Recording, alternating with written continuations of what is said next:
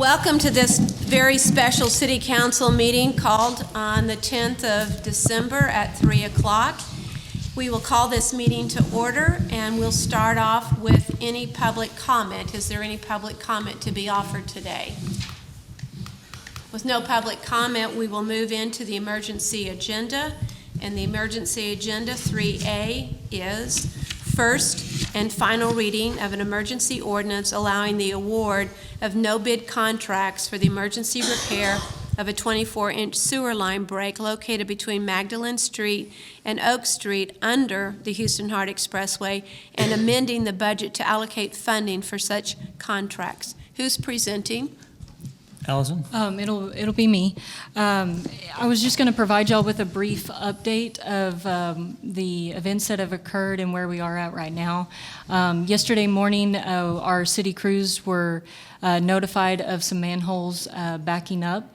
It took a while, but they figured out, traced that blockage to be the 24-inch crossing under Houston Hart Expressway. We have been trying to TV as well as clean out the 24-inch, but on both the north and south end of the loop, but have been unable to even, there's about 150 feet of pipe that we have been unable to access with our rigs. So we do believe that the sewer main has completely collapsed. The sewer is overflowing out of manholes into the storm drain on the north side of the loop. That storm drain conveys that wastewater or storm flow to the south end towards the railroad crossing or the railroad itself by 5th Street. From there, we built a berm and set up a pumping system where we're pumping back into the sewer system or back into the 24-inch downstream of the blockage. Last night, of course, we've received rain, and that storm flow also, I guess the flows from that broke through the berm. And so we rebuilt that this morning. We've got that pumping system back up and going. So as of about 9 o'clock this morning, we were no longer discharging into the river. We have been working with TxDOT, TCEQ, all the appropriate authorities. We've shut down the exit ramp for Oak Street, and this allows our crews to have a little bit more area to work with.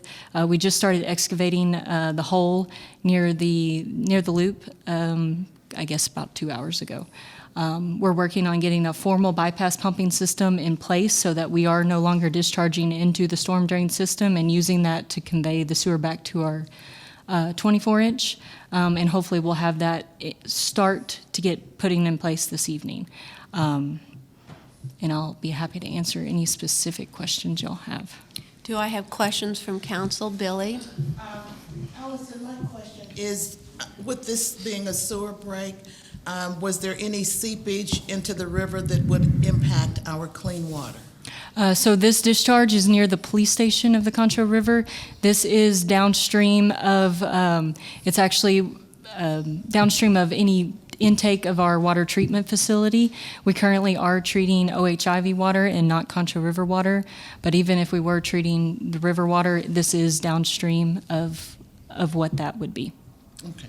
So the answer is no? Adverse impact on No, ma'am. residential water? No, ma'am. Thank you. Further questions from council? With no further questions from council, I guess what you need us to do is to take a vote on approving this ordinance 2019-152. And I guess I'd also like to just add, we did start working with local contractor Darnell Construction last night. He did mobilize a pump out there to assist us with the bypass pumping. They've been working with us. They have a boring machine that they are bringing on site that we're going to try to utilize the existing 24-inch and ream it out so that we can get some flow back established through there, and we'll work on our formalized or final basically a construction or new construction of a line as soon as we can. But we have been working with Darnell Construction very closely, and they've been very responsive to all of our requests, so we've been working with them. I probably would Just have 1 one second. question, please. Yes. Where are we going to find the funds to for this emergency, just so that the public understands, Allison? I believe that we'll be utilizing capital dollars, but I might need to refer to the finance department. Tina, would you make like to sure. come forward and address the question?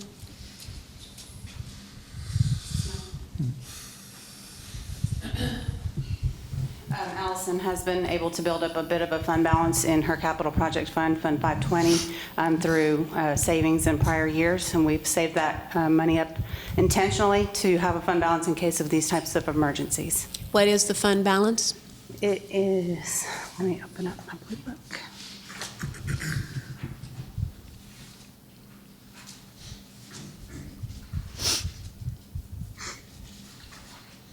The budgeted ending fund balance is just over $5 million. And that is ending we're- when? Is that November, end of? End of October, yes, End of ma'am. October. And we are asking to use $500,000 of that amount. Okay. So is what we need to do today is to have a motion?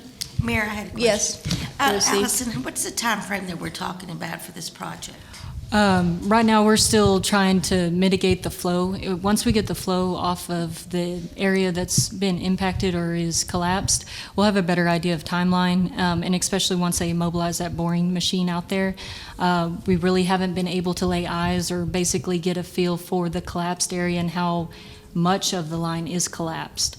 So right now, I believe it's a little premature to give timelines of how long it'll take us. But if you generalize, would you say 3 days? Would you say 2 weeks? Would you say somewhere in between, I guess? I think it's going to take us longer probably than 3 days, but hopefully not a month. I really don't know at this point. Will it have any negative impact on any of the businesses or homeowners in that area? We do, we have manholes directly in the backyard and in the front yard of some homeowners that we've been working with so far. We had the street closed last night, but we made the homeowner aware, and he had the ability to leave and enter his home. So I don't think, other than some odor issues, I don't think we'll have too much of an impact in that area. Okay, do I have any further questions or comments from council? Move to approve as presented. Second. And let's make sure we say what we're moving to approve. What are you moving to approve? This is first and final reading to award a no-bid contract for the emergency repair of the 24-inch sewer line that's located between Magdalen and South Oaks. In the amount of $500,000. In the budget amendment. So you're asking to also approve a budget amendment allowing to use $500,000 out of the fund balance of the capital improvements. Yes, ma'am. That would be the motion on the floor. With that motion on the floor, do I have a second? There's a second by Lane. Do we have public comment on the motion on the floor? Mayor, if I may? Yes, you may. Although we don't have a set timeline to get this accomplished, we will be sending out updates as soon as we find out a little bit more, as soon as Allison and the staff have an opportunity to take a closer look at what the issue is. City Council will be getting daily updates, but we'll also make sure that we send out press releases to make sure that the public understands where we are with this too. So it's just not a up in the air, we don't know it just yet. We will know as the days go on, and we'll keep everybody informed. So we want to make sure everyone realizes there is not a boil issue out there. There's no boil water water notice issue. issues, drinking water issues at this point. So, Correct. okay, what else, Daniel? Do you want to No, comment? no, All right, good, with ma'am. that, and there seem to be no public comments, so with that, we'll take a vote on the amendment on the floor. All in favor, say aye. Aye. With none opposed, motion passes 7-0. With no other item on this emergency agenda, I would ask for a motion for adjournment. So moved by Tommy Hebert. Is there a second? Second. And a second by Tom. Any public comment on adjourning this meeting? With none, we'll go ahead and take a vote. All in favor, say aye. Aye. Meeting is over.